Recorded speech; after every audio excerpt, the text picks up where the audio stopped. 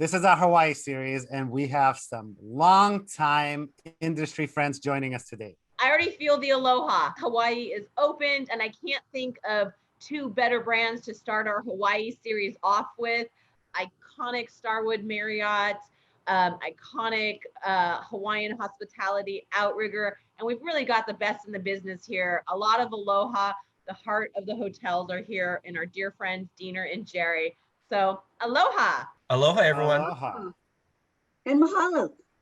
Let's start with really the fun stuff. What is your go-to favorite Hawaiian cocktail or beverage? Diener, we'll start with you.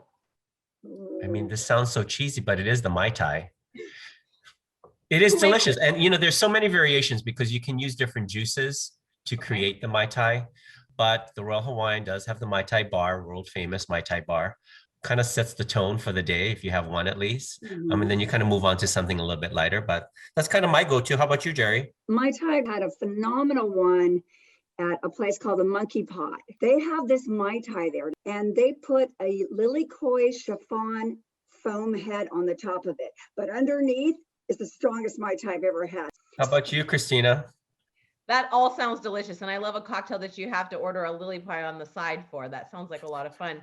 I'm going to say the lava flow, and I think it's because, correct me if I'm wrong, my Hawaiians, it's coconut based. I mean, to me, that's just pure decadence, and it also kind of like sets the tone of feeling in the islands that we're having volcanic. I mean, it's very slushy too, right? It's like a slushy. It's an adult slush. But what about you, Andre? What's your go-to? I will say that I like Diener's idea of, you could start your day with a Mai Tai. I will say that I usually, enjoy one with sunset. And to me, one gets you in the mood. And then if you think you could do a second one, sometime it cancels your evening plans. You're just like, You're in Hawaii. You got to go with the flow. Go with the flow, exactly. But I also, on my last trip, discovered the shaved ice stations all along. Shaved ice is just, shaved ice and coloring, but not here. There's like layers upon layers. It's like a 7-layer dip, but with shaved ice. Yeah. I would compare it to the gelaterias in Italy, right? Yeah. Okay. The level. By the way, and what separates Hawaii shaved ice is that it's the shave, it's the fluffiness of the shaved ice itself. It's not chunky, right? The blades that shave the ice makes it powdery. So literally when you put your lips to it, it melts on your lips. That differentiates us from the ordinary snow cone. When they put the scoop of ice cream on the bottom. Correct. By the way, a little trivial thing. On the Big Island, on the island of Hawaii, we don't call it shave ice. We reverse it. We call it ice shave. What was your go-to growing up dish? In Hawaii, Asian influence is so strong. So for us, anything Asian influence, whether it be Japanese, Chinese, or Korean, we're the melting pot. We had Asian fusion and Hawaiian fusion way before it became popular because that's kind of what we did. But yeah, Japanese food for me growing up was always good. Takeout, little Japanese okuzuya. I think our audience would love a little story about kind of your history with Hawaii. I'll start that my first memory, as I said, I did not grow up in the United States. And so I remember my first exposure to Hawaii was, family trips, just, hanging out in Waikiki, going exploring Diamond Head, going to the Polynesian Cultural Center. But then I clearly remember also going with Blue Sky Tours on a fam trip. And it was my first fam trip, just like fresh in the industry or starting to take initiative and travel things. And I was just like, this is great. And I've gone back since. I've gone with the Hawaii Tourism Board and just sent lots of clients. And I think it's a great escape from, it's America, but it's very different America. It's a very different attitude. And it's a really different feel. And the islands all have their unique pluses. I'm a fan of Oahu, and Big Island. But there's an island for everyone out there. For sure. How about you, Diener? Well, I win because I was born and raised. But you hit it right on the spot. Each island has its own personality. What's exciting for me when I go back now, since I live in the Bay Area, is that I go back with a new fresh set of eyes because I've been away for so long. So even though I'm a native and my family is still there, I still go back and I see things that I forgot about or that I just never knew existed. Because, it's like living in New York and you never go to the Statue of Liberty. You live on the island of Hawaii, it's like volcano, yeah, it's erupting, sure. But now when I go home, like I want to go see the volcano, I want to do those sites. So I've been very fortunate, to kind of live on the two best coasts, the Hawaii coast and now California. And Jerry, what's your Hawaii story? First of all, my favorite island is Kauai. I lived there for a few years when it was it was like the late 70s, and I used to work at the Cocoa Palms Hotel when it was in its heyday. But I got there because my father was transferred from Eglin Air Force Base to Hickam Air Force Base. And we spent 3 years there at Hickam. I mean, those were the glory days of Hawaii. The Diamond Head behind me used to have crater festivals, and just like Woodstock. And they'd be for 3 days. You'd see, all the big bands at like Steve Miller Band and stuff like that. I know I'm aging myself, but I remember just, not running away from home, but saying, I'm going, didn't tell anyone where I was going, because I was hell bent to go to that concert, even if I wasn't old enough, because everybody in the world was going. And Waikiki was the jungle back then. You didn't have all those high rises. It was a bunch of little houses with tapestry curtains, and it's pretty cool living back in those days. And that was like in the late 60s, early 70s. And I moved to California on my own, just to see something different. I got island fever. How is it then going back and like It's so representing wonderful, Outrigger because property? I used to live in Kauai, not Kauai, but I used to live in Kaimaki, and I would always go to the natatorium in that area. And now when I go along there, it's just so different. I walk the beaches, like Diener said, I walk the beaches. I didn't even know, I just knew the Sheraton was there and Halekulani was somewhere in there. But as a native, I didn't really know. I mean, yeah, I knew where Leonard's Bakery was because I got my malasadas at the end of my street. Yeah. But you just kind of get in your little rut, and you're so busy that you don't really have time to stop and smell the roses. So every time I'm there, I walk the beach. I just check out all the hotels, and it's beautiful. And if I don't see Diamond Head, I don't feel like I've gone to Hawaii. By the way, Jerry, do you get any sort of Hawaii cred when you're there, since you did live there, you have family there? There's something that we call, like talk pigeon. I call it slacky, talking slacky, because my husband would say, why do you change your tone when you talk to certain people? Because you talk like that with certain people, let them know, hey, I'm not just a haole from the mainland. I know what's going on. And it's just a thing, just like when you go to Jamaica, you talk patois. When I moved to the mainland, they'd say, why do you always say yeah after every sentence you go, yeah? And I go, you know how Canadians say a? Well, Hawaiians say yeah. We do. That's beautiful. I just I'm getting cheek and skin listening to these stories. It's making me feel like I'm there. I haven't told this story before, but when I was growing up, we never traveled. We had 4 kids in my family. My dad was the youngest of 10. We camped. And that was it. The girls were lucky because we got the tent, the trailer, and then the boys slept on the ground. But for my parents' 25th wedding anniversary, all the siblings got together and paid for them to go on an airplane to go to Hawaii. We all chipped in and we got them this trip. And fast forward decades later, I'm working with a woman in my office, Sylvia, who booked the trip for my parents, because I see all the documents. So my father has since passed, but to see his name on her documents on her desk. Wow. So for me, it was like such a big deal. Like if you were going to go to Hawaii, you had absolutely. I mean, married 25 years is a huge accomplishment. Going to Hawaii is an even bigger accomplishment, or the same. Yeah. So when I finally went, I have that same feeling where I feel like I never take it for granted. So many peak experiences. I think, speaking of peak experiences, Mauna Kea on the Big Island, going to see where they take you all the way up. It's a little bit high oxygen altitude, so you want to be careful with that, but the guides are fantastic. Yeah. You get to see the sunset where the observatories are. You can't go in, but those sunsets are chilling, and they're just amazing. And it's completely different than what you would expect, you know, being on a beach. And to Jerry's point, all these different activities, I feel like there's just so much to explore, uncover, and peel back the onion and experience in Hawaii. So peel back that coconut, people. Bring back that coconut. Yeah. Peel it back, and you'll There's so many layers. There's so many layers. It's such a contrast to be snow skiing and then be down on the beach, or the volcanoes erupting, and you got black sand beach, you have green sand beach. It's called Kauai Harbor, is that right? Correct. Something like that. I mean, I'm going way back in the memory bank here from the places like that. And there's still nuggets throughout Hawaii that still feel old Hawaii. Yes. Right. I think you find that more on Kauai and the Hawaii Island, because we haven't grown as quickly as Maui or Oahu. But you find those little nuggets when you take the time to drive a coastline, stop at one of the small towns, go buy a malasada at Tex Drive-In on the island of Hawaii.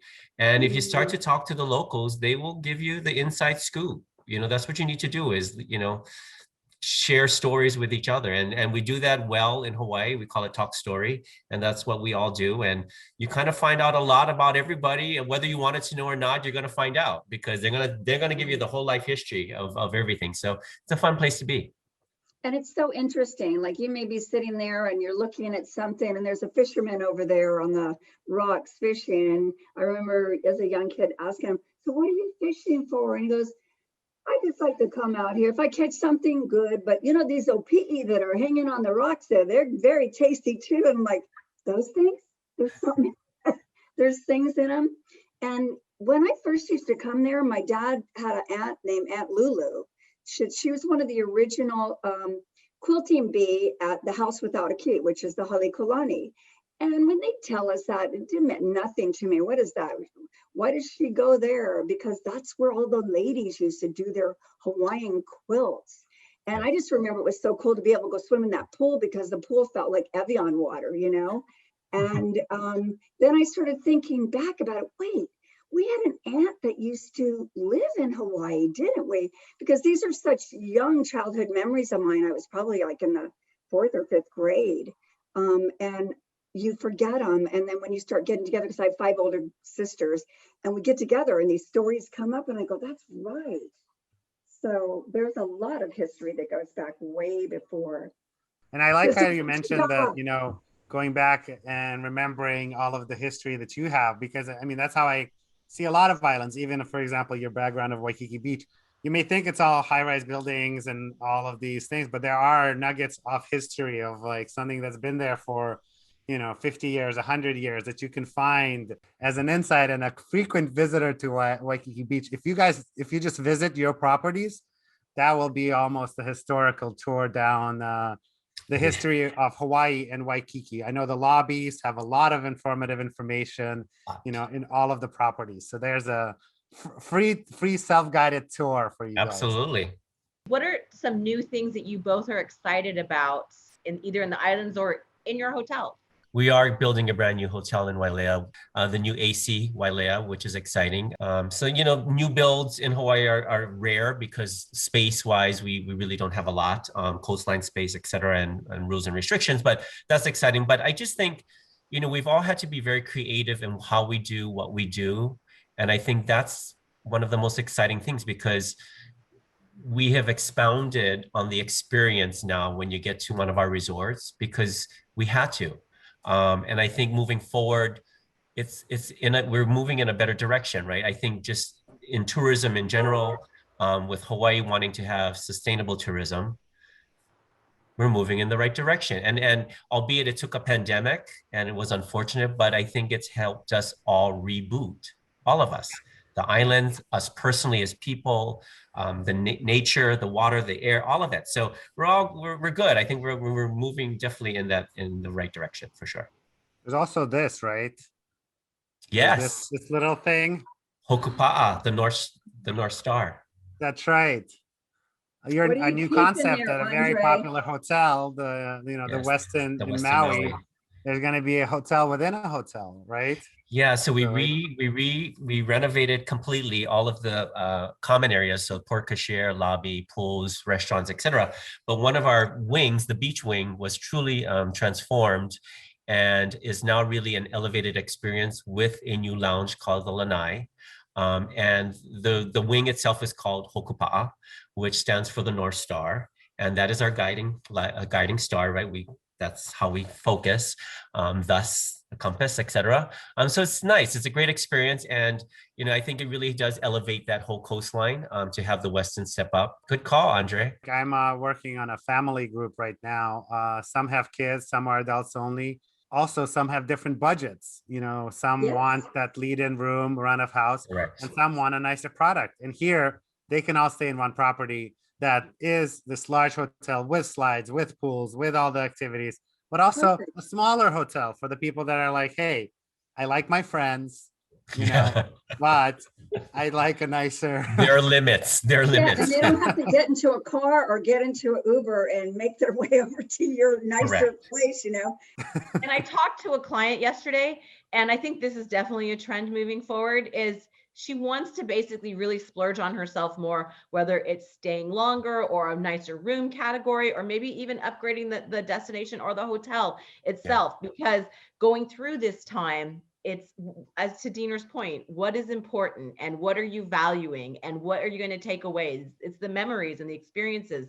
So I think that people really are wanting to kind of say, let's splurge on this. Whatever your sense of splurging is, we've been kind of reevaluating everything. So along those lines also, Jerry, what are you most excited about your hotels or the A destination? lot of stuff is happening with us. Well, just before the pandemic, about a year before, we acquired the Hanoakai Beach Resort and Spa, which really added a nice blend to our collection, brought us to 7 of Hawaii vacation homes there. And even though it is a condominium and vacation homes, they operate like a full service hotel.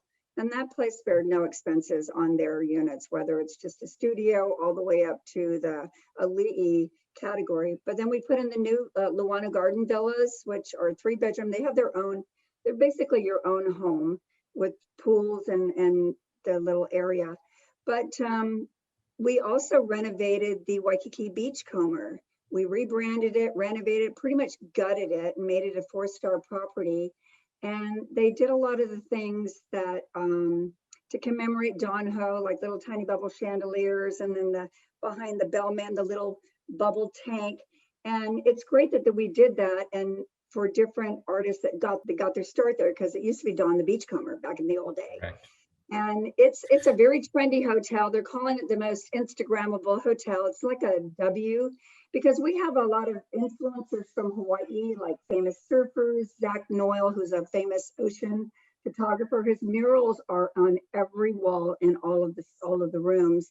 And throughout the hotel, we have like Aaron Ibarra, who's done a lot of artwork, and then McKenna does all the music for the hotel. So the influencers have really made it more of a handcrafted hotel in the heart of Waikiki.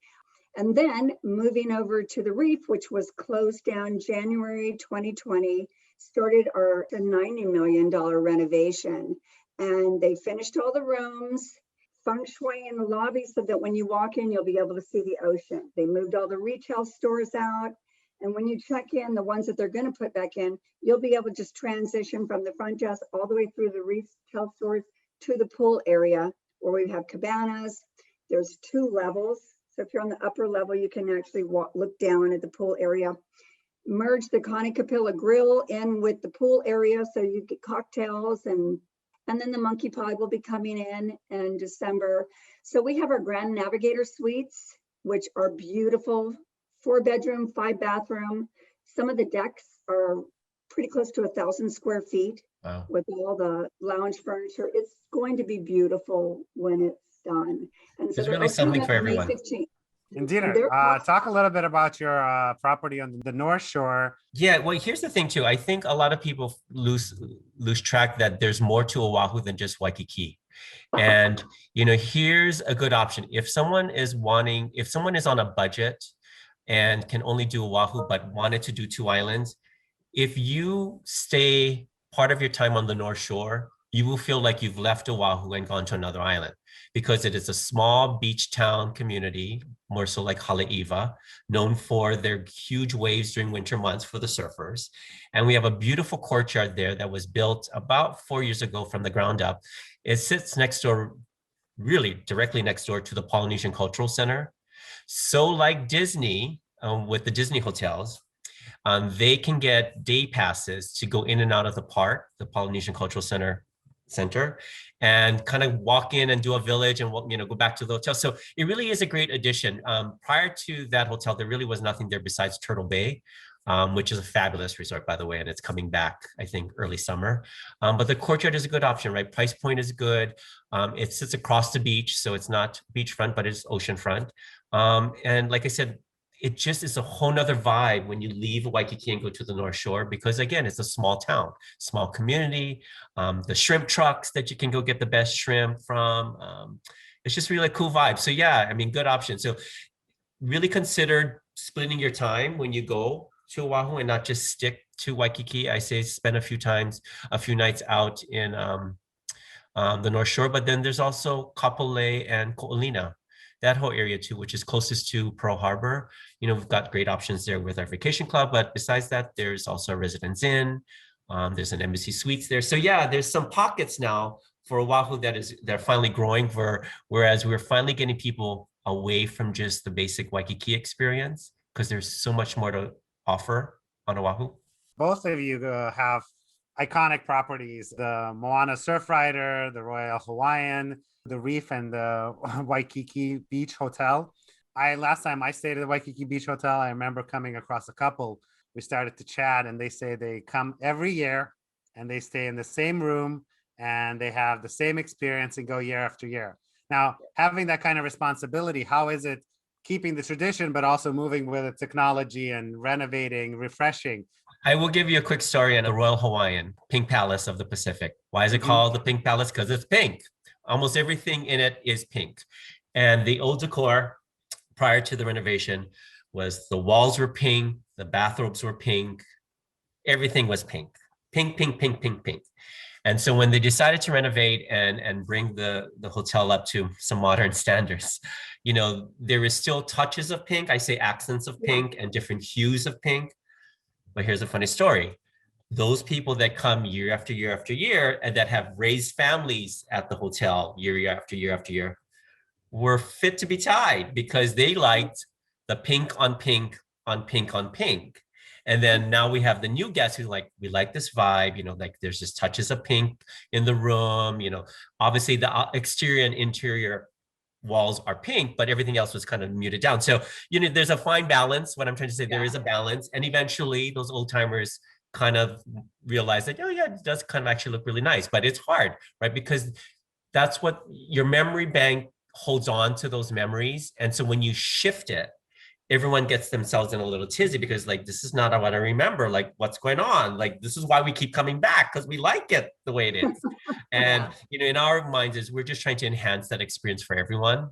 And so it's a fine balance. And sometimes you miss it. I think we got it right with the Royal, at least. So yeah, it's an interesting play. You're talking about being transported by the hotel, and you guys all do a fantastic job of that. Diener, when you were talking about listening to your guests about the Pink Palace, I think that's a segue that Andre and I, myself, we love to listen to our clients and try to figure out what's best for them. What is both of your relationships with the travel advisor? For me, you know, you're my business. I don't do group business. I don't do corporate business. I do retail travel business, which means I try to educate you guys as the travel advisor to update you on my product, the offerings we have, and then you go to the clients. I feel oftentimes that I'm like the Santa Claus in the Miracle on 34th Street, because when I talk to clients and they'll say, we want to go to Oahu and we're thinking about, and I'll just throw out the Royal Hawaiian just because we're thinking about the Royal Hawaiian. I go, well, what do you like about the Royal Hawaiian? Why do you think that's the best fit? Well, we want modern and all this stuff. And I'm thinking, okay, that's really kind of none of the criteria you want. I think you might be better off at the Reef or at the Hyatt across the street. I have no problem recommending another brand because no one wins if I just want to secure the business, right? I mean, everybody has their own idea of what they want. You guys play an integral part of that because you help them zone in and you know the product. So somebody can start off by saying they want the Hyatt or they want the Marriott. And then by the time it's all said and done, they're booking the Outrigger Reef because that's a better fit. You know, on the back end for the clients, because of our relationship, they get added values. They get a welcome amenity from you guys. We try to upgrade them when we can, when it's available. You know, we have those special requests that we can work with you guys for them. And they wouldn't get that normally if they book direct. They only get that when they book through you. So really it is a partnership that we feel that is, that we must, you know, carry on for sure. Mahalo. As far as my agents go, I've been in this business for so long. They're not just travel agents. Most of them are my friends. And so I am honest with them. I'm real with them. If there is something going on, I don't want just the sale. I don't want their clients to be upset with them. Do I want them to book our property? Absolutely. We have to be honest with you. Otherwise, you will not trust me again. And I lose your trust, then I lose your business. We love our agents. But we also love Hawaii. I mean, so the key factor here for us as friendly competitors is that primarily we want the sale for Hawaii. Yes, we want it for our hotels, but deep down, we all win if we get them to Hawaii. And so that's really our core for all of us. It really does separate us from other beach destinations because we work collectively together as suppliers to really promote the state in general. You know, the reason we also started doing these videos is to educate people about various destinations, but also to show that even though we've had many competitors or friendly competitors on, ultimately in tourism, the destination has to win for everyone to win. At the end of the day, it's a people business. And you guys all just reminded us how much we love Hawaii. We love each other, the aloha. We want to share it with our clients. We want to share it with our friends. We want to share it with each other.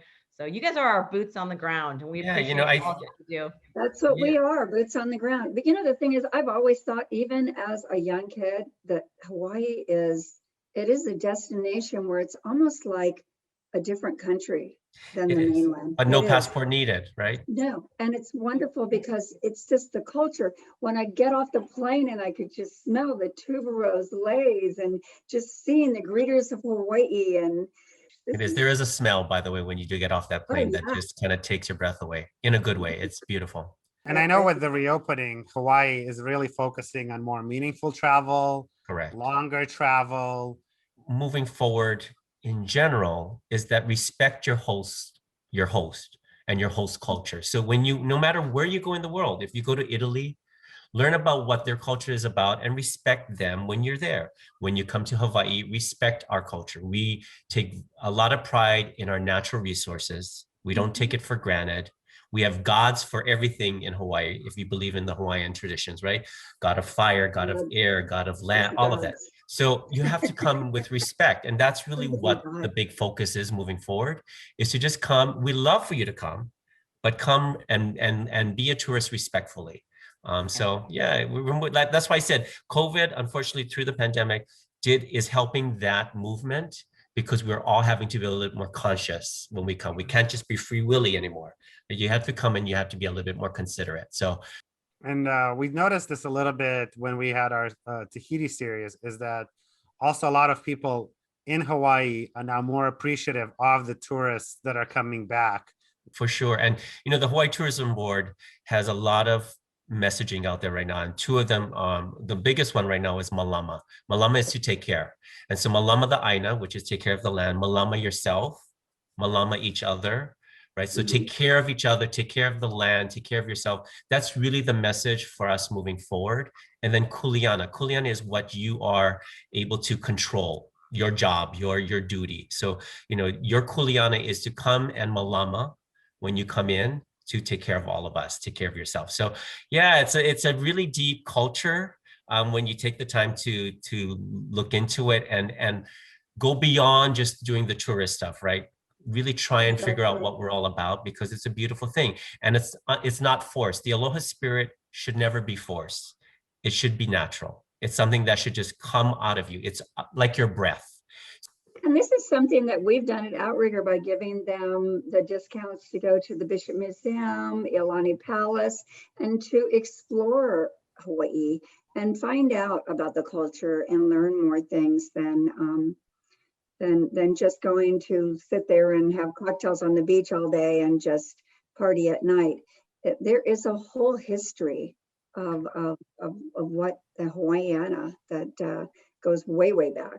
And that's what we hope people will want to explore more of and see. It's a good gig.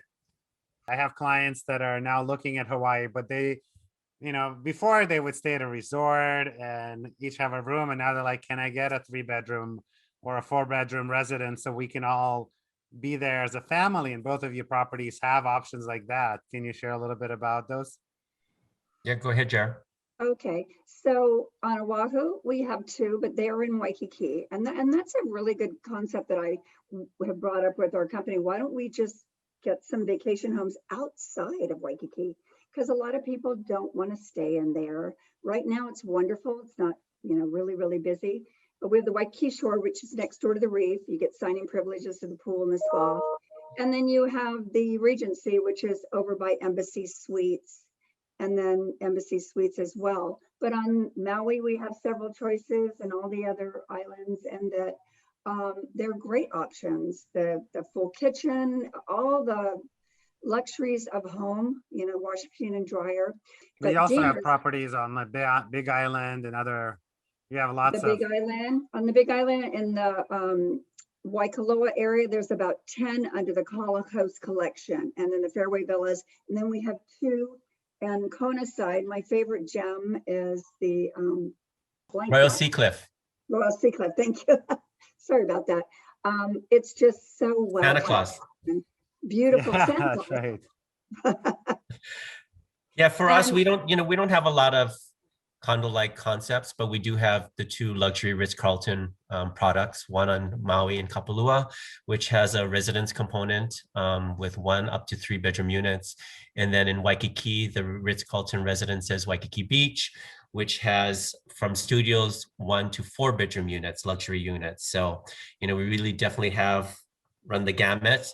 We do have a couple residence inns, one in Kapolei on Oahu, and then the one in Wailea. So again, those are the most condo-like concepts for us. It's a great option for families to all be together in one bigger unit where they can cook if they wanted to, wash clothes. To me, this is my own thing. I love washing my clothes before I come back from a trip, especially from a beach destination, right? The lotion on the swimming trunks and all of that stuff is like, oh my God, I get to wash my clothes. That brings me happiness. I was at the Ritz-Carlton Residences Waikiki last October, and I'm embarrassed to say, but I washed like just 2 pairs of shorts and 2 t-shirts, but I just wanted to wash my clothes because I was so excited I could wash my clothes and have clean clothes before I came back. So since we're on the clothes washing topic of the conversation, one of the funniest stories I was told that people that would stay at the Halekulani, they would run across to the park, which is now a Halapuna property, and use their coin washer and dryer to wash their clothes as they're staying at the Halekulani. It's just it's a thing, you guys. I find it entertaining that we started with drinks, favorite cocktails, and now we're ending with washing of the clothes. So whatever it takes to make you happy, we're gonna, curate your experience for you. To each his own. I'll stick with the drinks personally. Let me say this. If I book a trip with you 2 and it's to Hawaii, with my documents, I'd like a roll of quarters.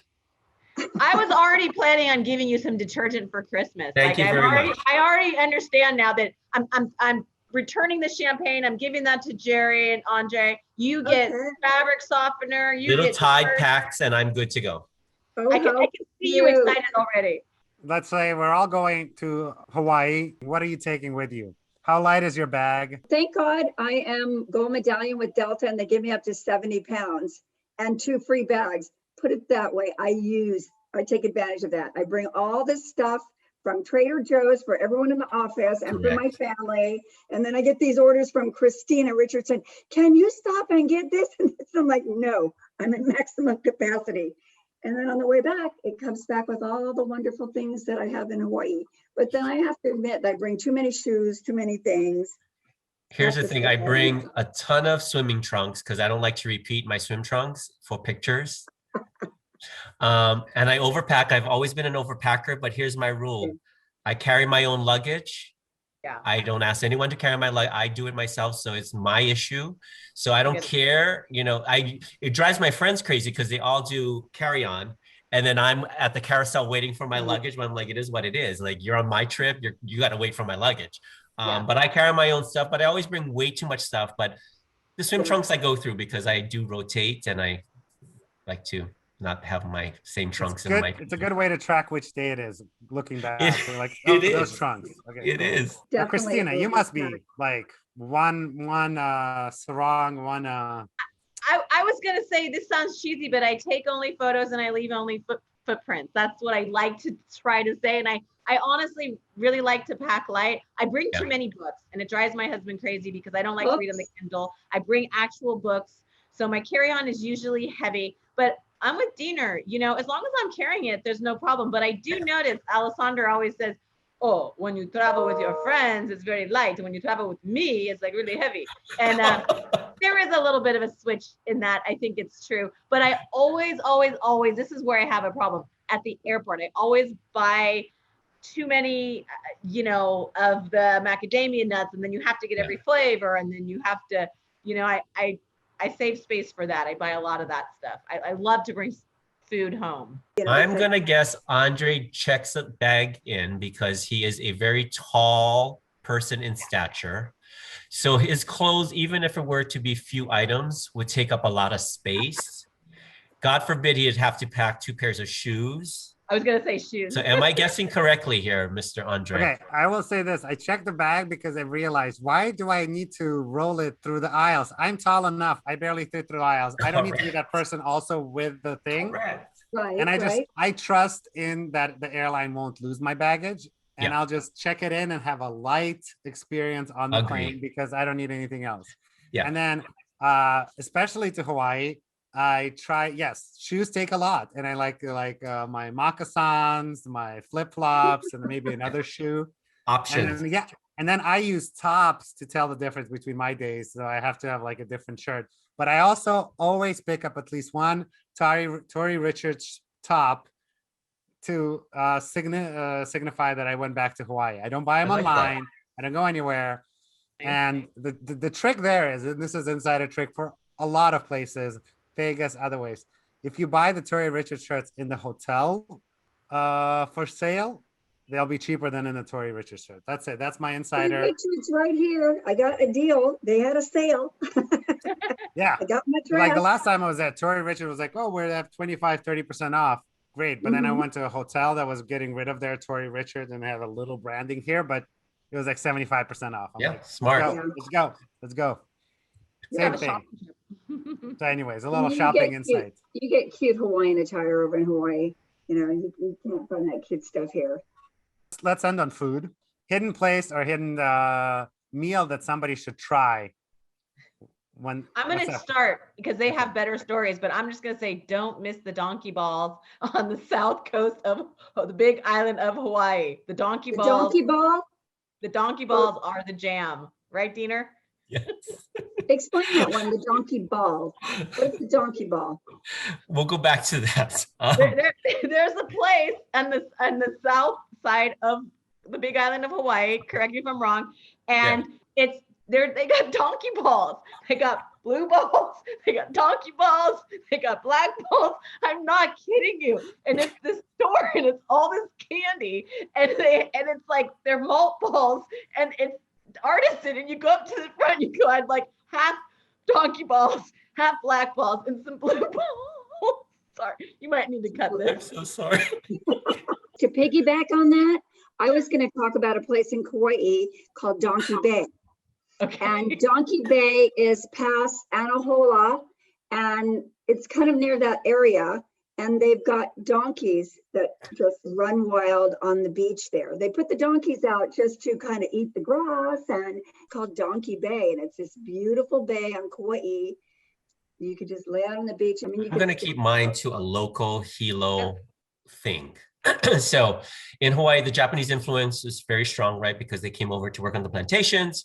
And so there are these lunch shops. One in particular is called Kawamoto's. It's in downtown Hilo.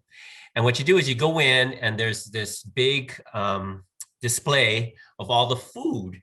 And you kind of just point and say how many orders of what you want. So you could go in and you say, I want 2 orders of kon sushi. I want 2 orders of spam musubi. I want an order of nori chicken. I want an order of shrimp tempura. And so you create your own box lunch experience with these little trays of food. And then you go to the beach and you find your little spot that you want to lay out on or hang out on or sit on a wall and overlooking the water. And you just go at it and you grind. It's so good. It's very local, but it's delicious. And you kind of pick and choose what you want. And then they write it on the box. 2 orders, kon sushi, 2 spam musubis. And then the next person takes it, fills up the box, shows you the box. Is this it? Like, give you a second chance. Do you want to add more? No, that's it. They rubber band it together and you. Thank you, Diener. That's a great tip. And then there's the gazebo in Napili at our property there that's noted for its macadamia nut pancakes. But I think Barrett told me about the fried rice that they have. And that plate is like the Flintstone thing where they put the ribs on his car and the car gets over. It's the most massive plate of fried rice I've ever seen. You're making me hungry, all of you. Andre, what's your go-to dish? I don't have a go-to dish. In the area around the reef property, you can find the best katsu curry, the best ramen, the best udon. Yes. And it's unique and it has weird, there's one spot that, started farming Japanese chickens to make the special eggs to put in the ramen. There's an udon shop. There's always a line outside, and all of these places are affordable and super, super, super good. You're surrounded by Alan Wong's and all of the fine dining, but in between them, there's some. Thank you for giving us a taste of Hawaii. I am ready to go back and. What an amazing chat we've had. You're my and Christina's travel family, our friends, and definitely our Hawaii just connection. And I can't wait to travel more, to see you guys in person, and just thanks for this. Thank you for this opportunity. It was really nice being here today. Thanks. Virtual hugs.